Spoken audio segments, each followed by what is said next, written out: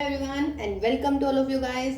और आज हम must to do content series में 3 डायमेंशनल ज्योमेट्री का लास्ट पार्ट करने वाले हैं। पार्ट 13 होगा और ये हम क्वेश्चन नंबर 23 से स्टार्ट कर रहे हैं। पहले के 22 क्वेश्चन हम इनसे पहले वाले पार्ट में कर चुके हैं, ठीक है, तो वहां पर आप उनको देख सकते हैं उनका सोल्यूशन।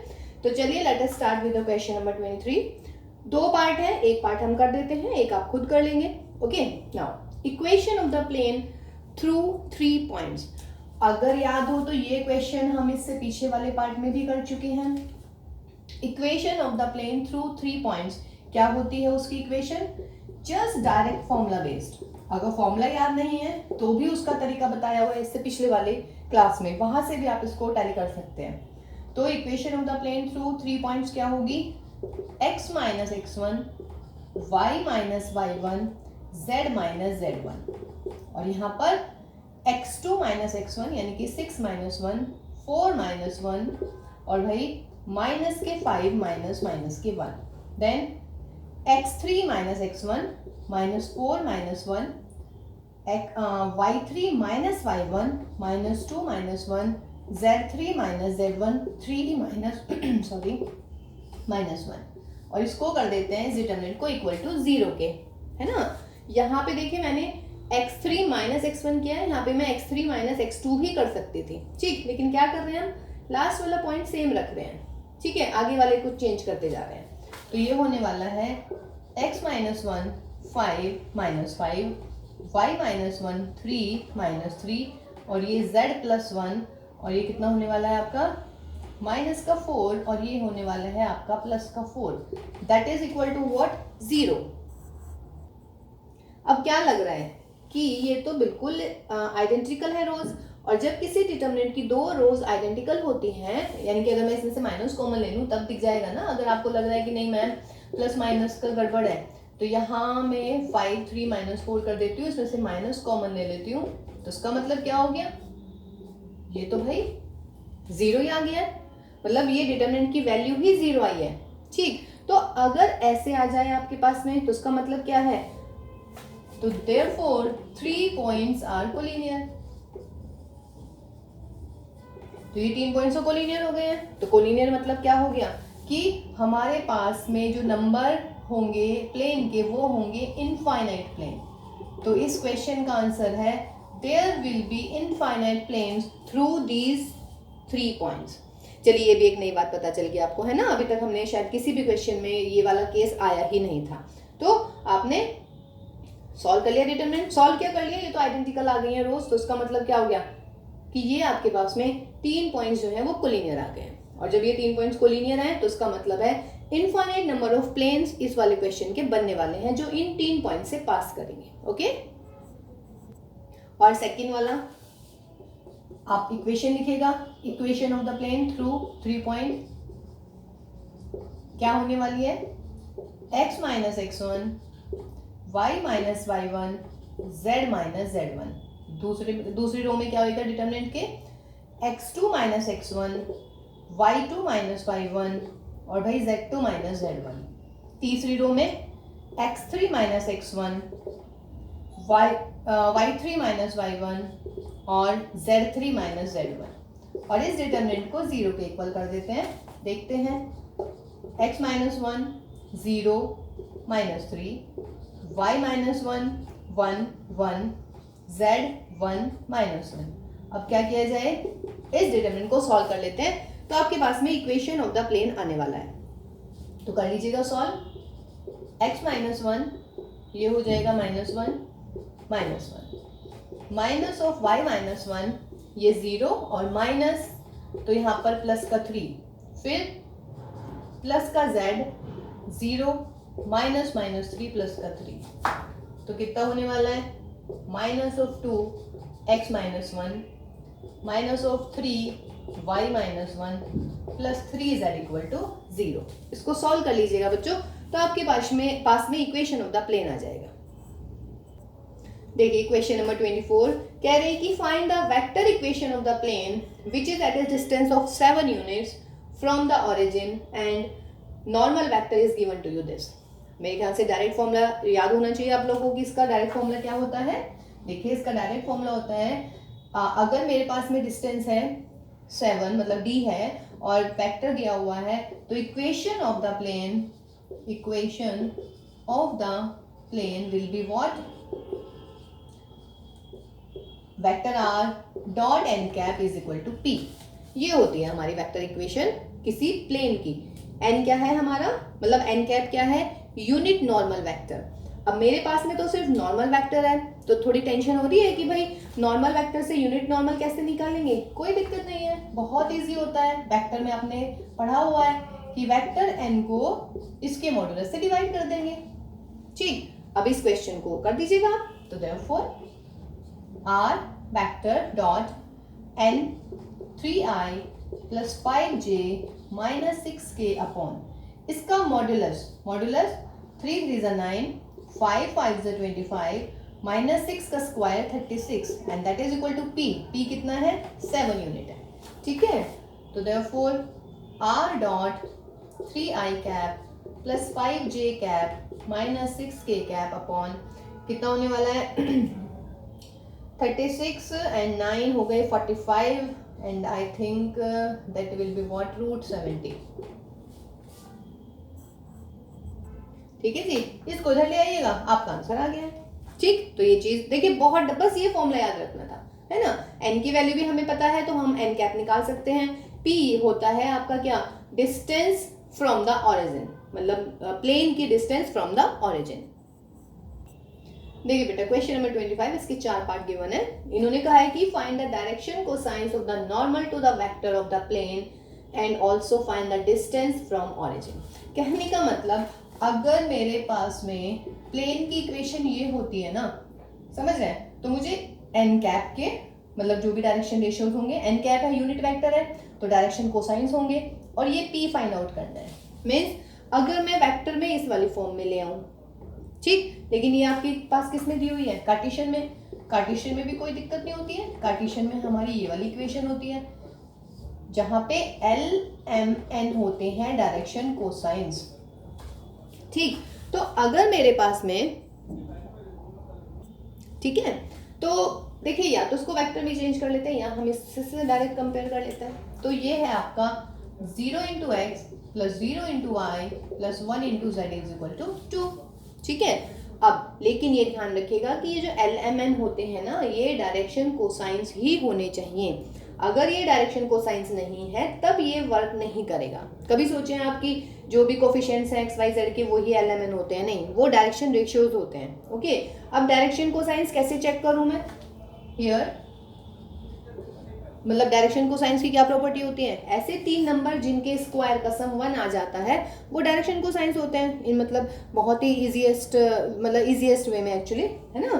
तो देखें जरा क्या होने वाला है, 0 का स्क्वायर प्लस 0 का स्क्वायर प्लस 1 का स्क्वायर, तो दैट इज 0 प्लस 0 प्लस 1। इसका मतलब क्या हो गया, 1। तो इसका मतलब ये डायरेक्शन कोसाइंस है, देखिए, है ना। तो डायरेक्शन कोसाइंस क्या हो गए, 0 0 1, और p यानी कि जो इधर होता है मीन्स ये, this is the distance from origin. तो ये मेरा आंसर आ गया है। ठीक, अभी चलिए मैं इसको वेक्टर फॉर्म में भी करके दिखा देती हूँ। तो वेक्टर फॉर्म में सबसे पहले तो आपको एक्स आई, यानी कि पहले मुझे वेक्टर r को डिफाइन करना होता है, एक्स आई प्लस वाई जे प्लस जेड के। ठीक, फिर डॉट लगा के, यहाँ पे जेड के साथ में 1 है ना, तो सिर्फ के साथ में 1 आएगा, जे और आई के साथ कोई है ही नहीं कोफिशिएंट। ठीक, और इज इक्वल टू 2।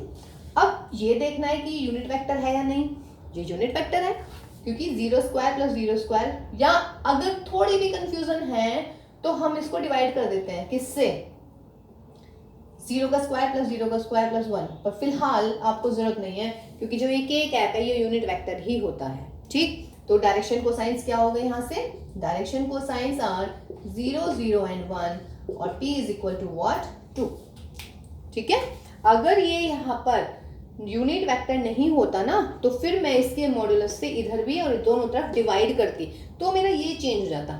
इस केस में फिलहाल मेरे पास के कैप आया है और के कैप क्या होता है, यूनिट वेक्टर, तो I don't need here to divide. Okay, next करते हैं तो उससे बिल्कुल क्लियर होगा आपको।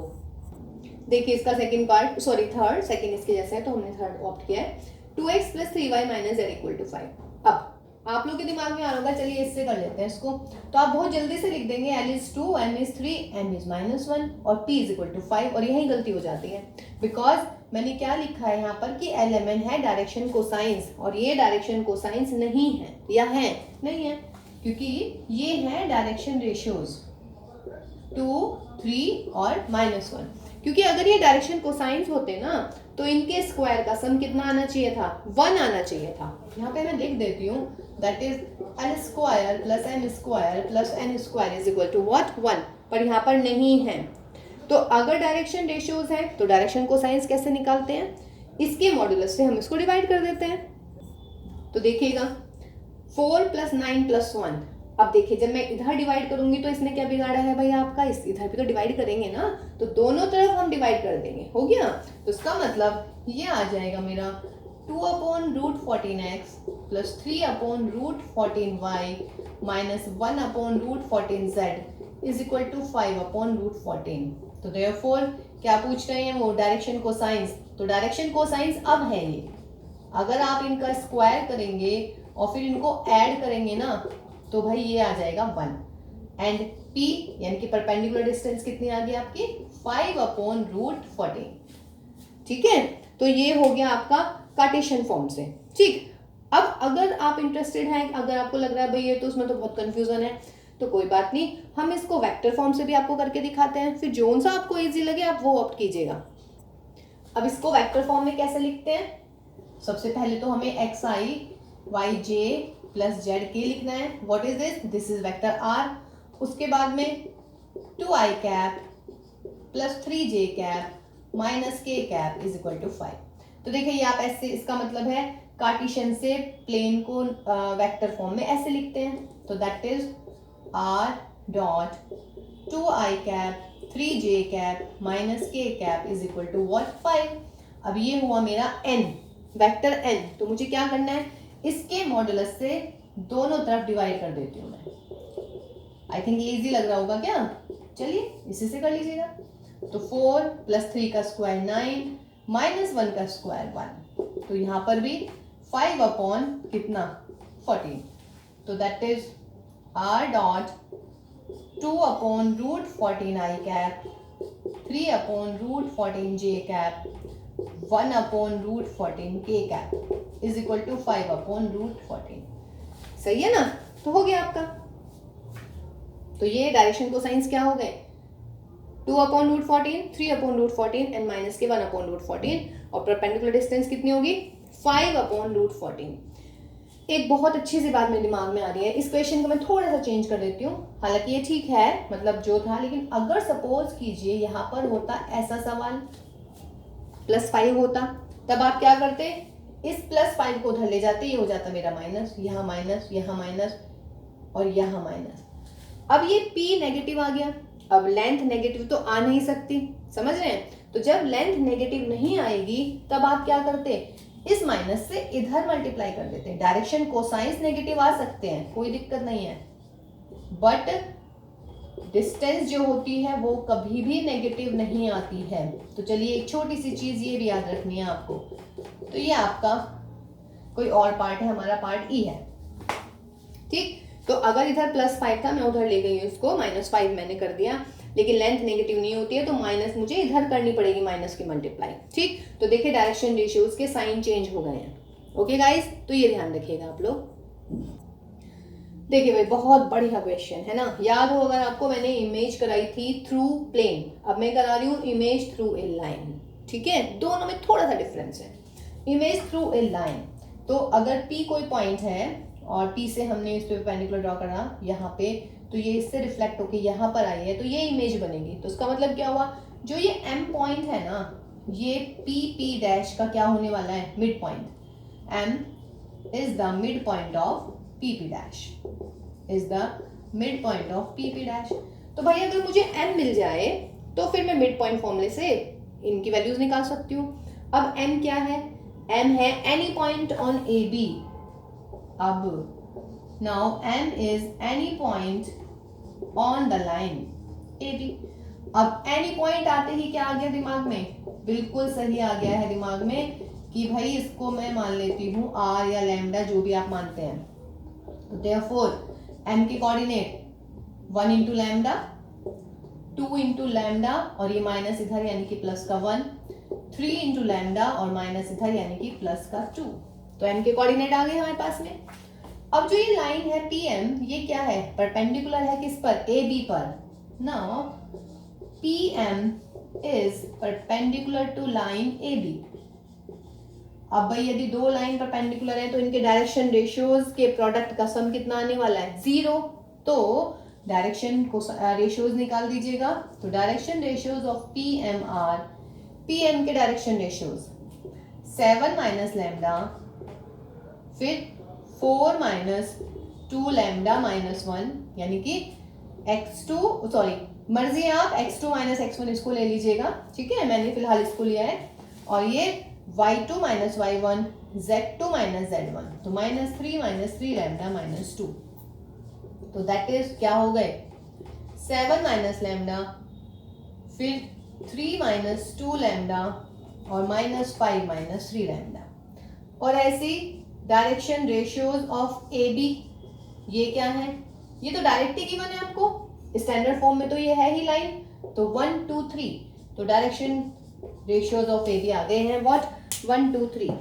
अब क्या लिखेंगे, therefore we have what, दोनों परपेंडिकुलर है आपस में, तो कितना होना चाहिए, A1 into A2 plus B1 into B2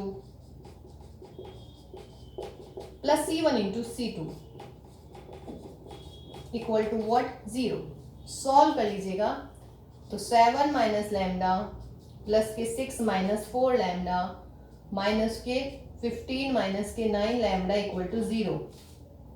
तो कितना हो गया है, 7 और 6 13 में से 15 माइनस के 2 और भैया 4 और 1 5, 9 और 5 14। तो दैट इज लैम्डा की वैल्यू आ गई भाई माइनस के 1/7, ठीक है। तो लैम्डा की वैल्यू आप यहाँ रख दीजिएगा इस वाले पॉइंट में, क्योंकि आपको सॉरी यहाँ पर m के कोऑर्डिनेट चाहिए ना, तो यहाँ से हम m के कोऑर्डिनेट निकाल लेते हैं। तो क्या आ गए, लैम्डा इज माइनस की 1/7, तो यहाँ पर आ जाएगा माइनस के 2/7 प्लस 1 माइनस के 3/7 प्लस 2, तो -1/7 और यहाँ पर आ जाएगा 5/7 और यहाँ आ जाएगा 11/7। तो m के कोऑर्डिनेट आ गए हैं। नाउ m क्या है, m है मिड पॉइंट, इमेज में यही हुआ है, तो m is the mid point of PP dash. Therefore m के मिड पॉइंट की कोऑर्डिनेट निकालिए PP डैश के, x1 प्लस x2 यानी कि 7 plus x dash upon 2, y1 plus y2 यानी कि 4 plus y dash upon 2, z1 plus z2 minus के 3 plus z dash upon 2। और ये इज इक्वल टू, देखिए ये PP का मिड पॉइंट आया है और मिड पॉइंट क्या है क्वेश्चन में, m है, तो माइनस के 1/7, 5/7 और 11/7। तो यहां से आप x डैश, y डैश और z डैश की वैल्यू निकाल लेंगे। अब तो जब दो पॉइंट्स इक्वल होते हैं तो कैसे करते हैं, first is equal to first, second is equal to second, third is equal to third, अरे दिस इज कोमा।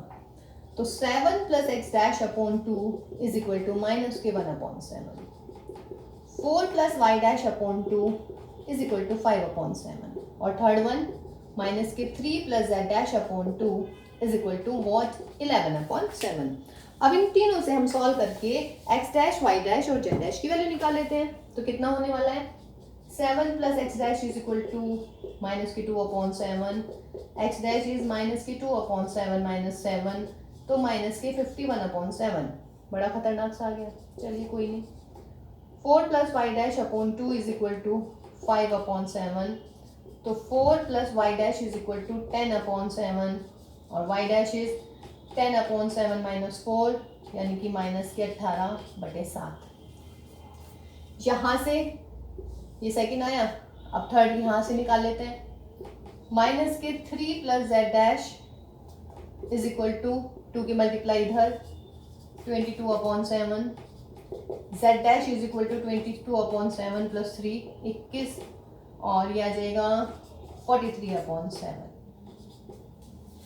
तो p डैश कोऑर्डिनेट क्या आ गए हैं, -51/7 कोमा -18/7 कोमा 43/7, ठीक है।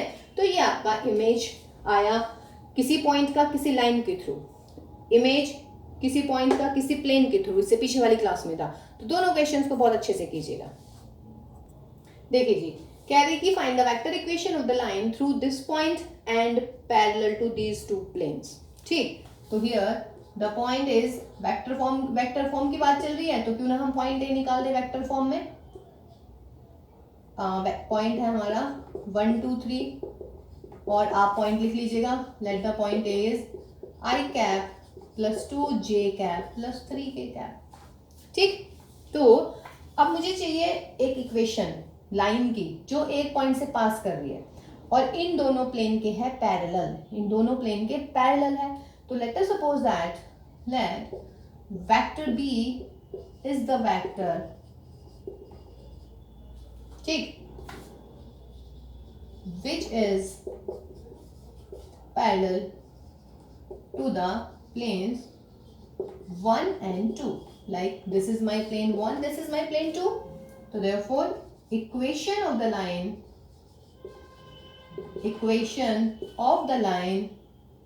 passing through point A मतलब point A and parallel to a vector B, ये मतलब हो गया ना। या यूं कह लीजिएगा कि जिसका एक लाइन है जो इस वेक्टर बी के पैरेलल है वो आपको निकालनी है। कहने का मतलब मुझे पॉइंट तो मुझे मिल ही गया, मुझे लाइन के डायरेक्शन रेशियोज चाहिए। डायरेक्शन रेशियोज का मतलब एक वेक्टर बी चाहिए जिसके डायरेक्शन रेशियोज और हमारी जो गिवन लाइन है उसके डायरेक्शन रेशियोज सेम हो। अब हमारी जो गिवन लाइन है वो इन दोनों प्लेन के पैरेलल है, तो उसको मैंने बी वेक्टर मान लिया है कि let the vector b which is what parallel to both these plane. Okay, अब तो इक्वेशन ऑफ द लाइन क्या होने वाली है, vector r is equal to a plus lambda b। a की वैल्यू मेरे पास है, अब मुझे निकालना है भाई वेक्टर b। अब देखिएगा वेक्टर b क्या है, प्लेन के पैरेलल है। दो प्लेन है हमारे पास में और दो प्लेन के पैरेलल है हमारा वेक्टर बी। सपोज कीजिएगा एक वेक्टर ये है मेरा, ठीक है, सॉरी प्लेन है एक मेरा ये, ठीक, दूसरा प्लेन और कहीं मतलब ऐसे बना देती हूँ फिलहाल यहीं कहीं, ठीक, और एक मेरा ऐसा ये वेक्टर है जो इसके भी पैरेलल है और इसके भी पैरेलल है। तो जो इसका नॉर्मल वेक्टर होगा और जो भाई इसका नॉर्मल वेक्टर होगा दोनों आपस में क्या होंगे, परपेंडिकुलर होंगे। और ये बहुत ही ऑब्वियस सी बात है, हम कई बार बता चुके हैं कि if this is the plane, this is what, this is a normal to the plane. तो प्लेन और नॉर्मल आपस में परपेंडिकुलर होते हैं। अब मैं कह रही हूँ एक लाइन है जो प्लेन के पैरेलल है, तो इसका मतलब है लाइन में और इसमें यानी कि नॉर्मल में क्या रिलेशन होगी, परपेंडिकुलर वाली रिलेशन होगी। ये चीज गांठ बांध लीजिएगा बच्चों, समझ रहे हैं। प्लेन एंड लाइन अगर पैरेलल है तो इसका मतलब लाइन और नॉर्मल होंगे परपेंडिकुलर, और परपेंडिकुलर के लिए आप बार बार कर सकते हैं, बार बार आपको याद होना चाहिए कि a1 a2 plus b1 b2 plus c1 c2 is equal to 0 होता है। तो let the vector b is b1 i cap, b2 j cap और b3 k कैप। ये हो गया मेरा। अब b वेक्टर क्या है, because b is parallel to plane 1, ठीक है। तो दिस implies b is perpendicular to normal to the vector, normal to the vector of plane 1, मतलब normal vector actually, sorry, b is perpendicular to normal vector of plane 1, और जब normal vector होगा तो उसका मतलब क्या होगा, and similarly b is parallel to plane 2. So this implies vector b is perpendicular to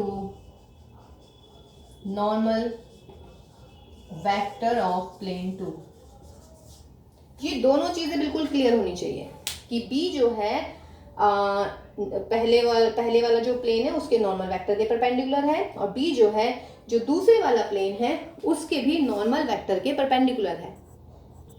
देखिए बेटा, ये हमारा फर्स्ट प्लेन है, इसका मतलब ये n1 हो गया वेक्टर, ये मेरा सेकंड प्लेन है, ये मेरा हो गया वेक्टर n2। अब यहाँ से b is parallel to, sorry कहाँ गया, b is perpendicular to normal vector of plane 1, तो इसका मतलब क्या हुआ, therefore we have vector b और ये दोनों परपेंडिकुलर है, तो क्या होना चाहिए, b dot n one equal to 0 and जो बी है वो प्लेन सेकंड का जो नॉर्मल वेक्टर है उसके भी परपेंडिकुलर है। तो उसका मतलब ये हो गया।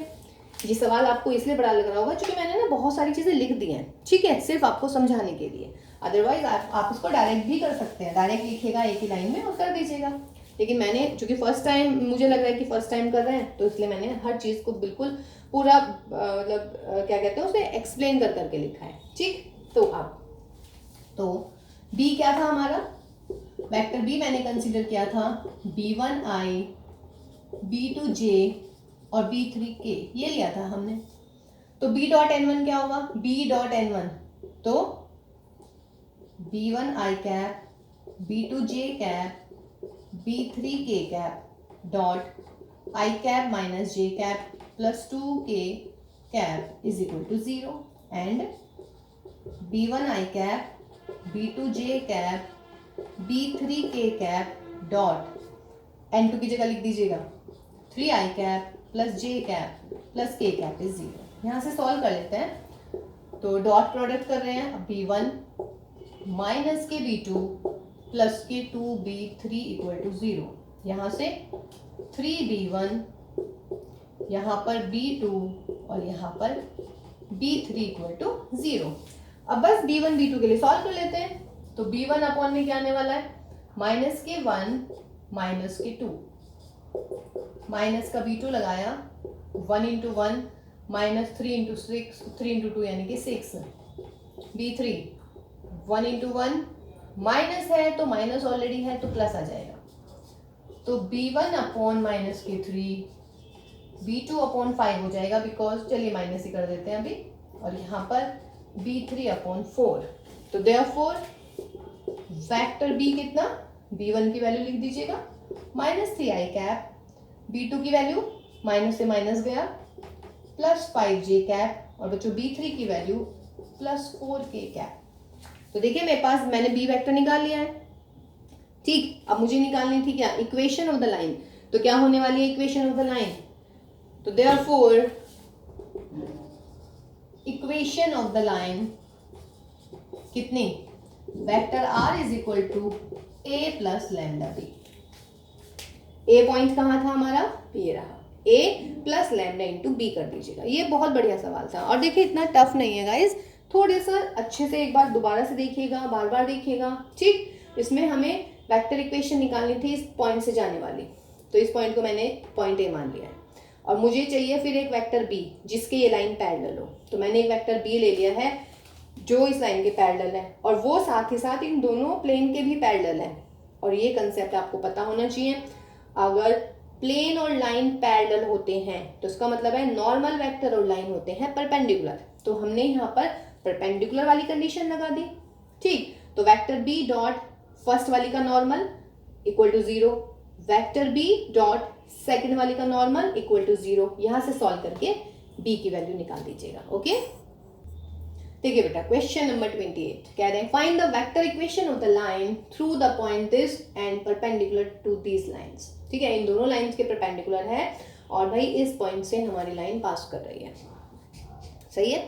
चलिए जी, अब पूछा है वेक्टर इक्वेशन में, तो या तो तरीका है कि इस पूरे क्वेश्चन को मैं वेक्टर में चेंज कर लूँ, या इजी तरीका मेरे ख्याल से जो रहेगा वो ये रहेगा, क्यों ना हम कार्टेशियन इक्वेशन निकाल लें लाइन की, और कार्टेशियन को भाई वेक्टर में चेंज करना तो आपको पता ही है। तो चलिए ऐसे स्टार्ट कर देते हैं।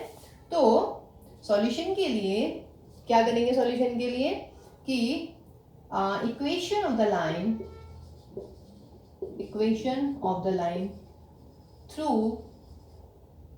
पॉइंट ए पॉइंट है मेरा 1 2 -4, तो क्या होने वाली है x - 1 upon a, y - 2 upon b और z - के 4 upon c, where what a b c are the direction ratios of the line। सही है, ये है हमारी डायरेक्शन रेशियो। तो इसका मतलब मुझे a b और c को निकालना है। अब मान लीजिएगा this is line 1, this is line 2, this is line 3। अब क्या है क्वेश्चन में, यहां तक मैंने यूज कर लिया, ठीक। अब ये जो हमारी लाइन है ना, लाइन नंबर 3, ये 1 और 2 के है परपेंडिकुलर, लाइन और लाइन परपेंडिकुलर, एक लाइन और दूसरी लाइन परपेंडिकुलर, तो इसका मतलब a1 a2 plus b1 b2 plus c1 c2 equal to 0 आना चाहिए, है ना। अब सबसे पहले a b c को निकालते टाइम ये जरूर ध्यान रखिएगा कि क्या ये स्टैंडर्ड फॉर्म में है या नहीं, स्टैंडर्ड फॉर्म में ये है, ठीक है। तो भाई अब लिखते हैं because line 3 is perpendicular to line 1, ठीक। अब लाइन 1 के डायरेक्शन रेशियोज लिख लीजिएगा। Again direction ratios of line 1 are, क्या है लाइन 1 के direction ratio 3 minus 16 and 7, and direction ratios of line 3 ये हमने कंसीडर किए ही है ए बी सी। तो दिस इंप्लाइज चूंकि परपेंडिकुलर है a1 a2 plus b1 b2 plus c1 c2 equal to what 0। Similarly आगे ऐसे करेंगे, line 3 is perpendicular to what line 2, अब की बार लाइन 2 के होंगे, तो लाइन 2 के डायरेक्शन रेशियोज क्या हैं 3 8 एंड -5, 3 8 एंड -5।